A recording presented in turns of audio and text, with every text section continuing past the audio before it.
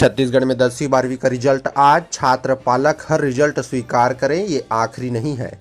School शिक्षा और स्वास्थ्य विभाग भी अलर्ट पर। 10वीं 12वीं के रिजल्ट के साथ ही सरकार का इस बार जोर बच्चों को किसी भी अप्रिय फैसला लेने से रोकने पर है। यही वजह है कि स्कूल शिक्षा और स्वास्थ्य विभाग 15 दिन पहले से अलर्ट पर है और इस रिजल्ट के बाद खुदकुशी के डेटा का विश्लेषण किया गया। साथ ही रिजल्ट बिगड़ने पर होने वाली दिक्कतों को लेकर स्कूल शिक्षा और स्वास्थ्य विभाग के अफसरों से बात की गई है। अधिकारियों ने बताया कि पहली बार है जब बच्चों को तनाव से दूर रखने के लिए रिजल्ट के पहले पीटीएम की जा रही है। इसका मकसद अभिभावकों को यह बताना है कि वह बच्चों के रिजल्ट को स्वीकारें, क्योंकि ये आखिरी परीक्षा या रिजल्ट नहीं है। पिछले साल निजी स्कूल के छात्रा ने 97% अंक हासिल किए, वहीं छात्रा को 99% की उम्मीद थी। माता पिता को भी यही उम्मीद थी। उन्होंने कहा, हम सोच रहे थे तुम टॉप करोगी। बस यही बात से यह तनाव में आ गए। उसने आत्महत्या की कोशिश की मगर बचा लिया गया। तनाव से निकलने में 4 महीने लग गए। इस दौरान दवाएं व काउंसलिंग चलती रही। रिजल्ट 12:30 बजे जारी होगी। www.cgbasc.nic.in पर जाकर चेक कर सकते हैं।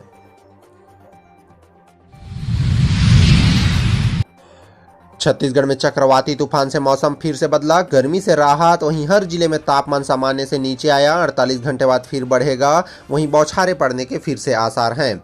छत्तीसगढ़ के हर जिले में पिछले 24 घंटे से दिन और रात का तापमान सामान्य से 4 से 5 डिग्री तक कम हो गया। वहीं पारा कम होने के कारण ही दिन में गर्मी से राहत मिली है। राहत में भी उमस परेशान नहीं कर रही। अगले 48 घंटे के बाद ही तापमान में बढ़ोतरी होगी। वहीं छत्तीसगढ़ के आसपास अभी भी 3 सिस्टम सक्रिय है। इस वजह से कई इलाकों में बादल छाए रहेंगे। वहीं कहीं कहीं गरज चमक के साथ बौछारें पड़ सकती है। वहीं मौसम विभाग की ओर से जारी रिपोर्ट के अनुसार एक चक्रवाती तूफान उत्तर पूर्व राजस्थान और आसपास के इलाके में सक्रिय है, जिसके अलावा यह आंधी तूफान और बारिश आ रही है।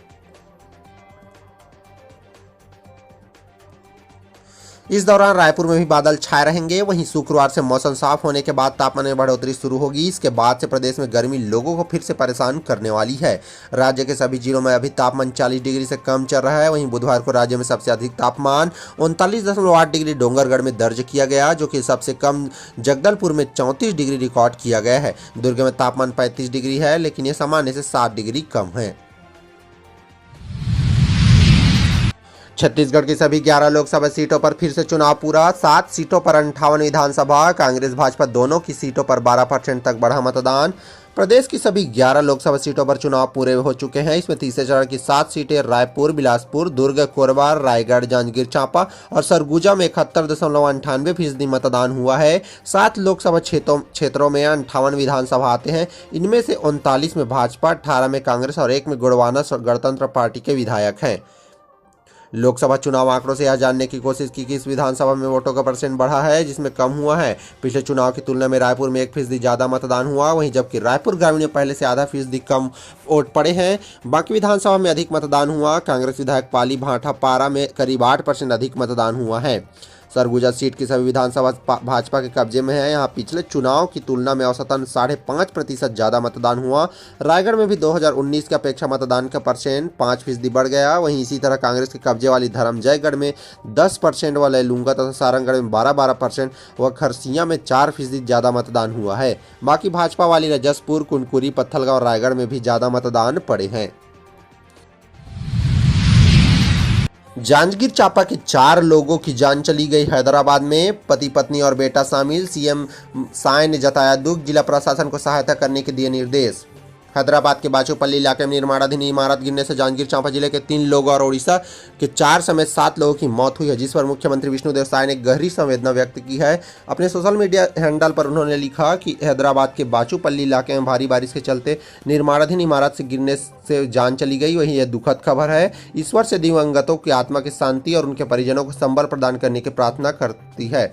दुख की इस घड़ी में छत्तीसगढ़ सरकार उनके साथ खड़ी है। वहीं जांजगीर चांपा जिला प्रशासन को हैदराबाद की स्थानीय प्रशासन से सामंजस्य बनाते हुए मृतकों के परिजनों के बारे में जानकारी जुटाकर आवश्यक सहायता निर्देश देने के निर्देश दिए हैं।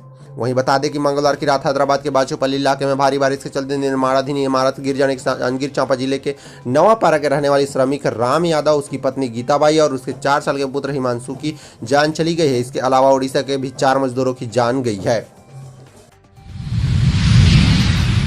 जिला निर्वाचन अधिकारी ऋचा प्रकाश चौधरी ने शंकराचार्य प्रोफेशनल विश्वविद्यालय पहुंचकर जानकारी ली। शंकराचार्य प्रोफेशनल विश्वविद्यालय में बने स्ट्रांग रूम में चुनाव के बाद ईवीएम और वीवीपैट को रखा गया है। इस भवन को सील कर दिया गया है। वहीं ईवीएम अब 24 घंटे जवानों की निगरानी में मतगणना के दिन तक रहेगी।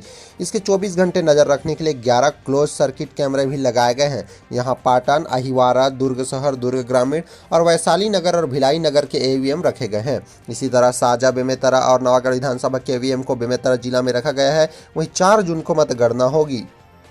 मतगणना दिवस तक स्ट्रांग रूम को कड़ी सुरक्षा के बीच स्पेशल फोर्स की निगरानी में रखा गया है। इतना ही नहीं, बेमेतरा जिले के दुर्ग में आने वाले आंशिक मतदान केंद्रों के ईवीएम बेमेतरा भेज दिए गए। उनकी गिनती वहीं होगी। वहीं लोकसभा दुर्ग में तीसरे चरण के तहत 7 मई को मतदान हुआ। मतदान के बाद मतदान दल के सदस्य देर रात तक स्ट्रांग रूम में ईवीएम जमा करते रहे। सुबह 4 बजे तक विभिन्न स्थानों से लाए ईवीएम जमा किए जाते रहे।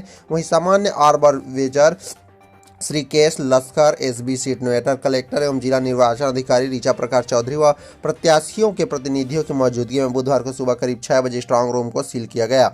इस दौरान एडीएम अरविंद एक्का, अपर कलेक्टर योगिता देवांगन सहित कई अधिकारी मौजूद रहे।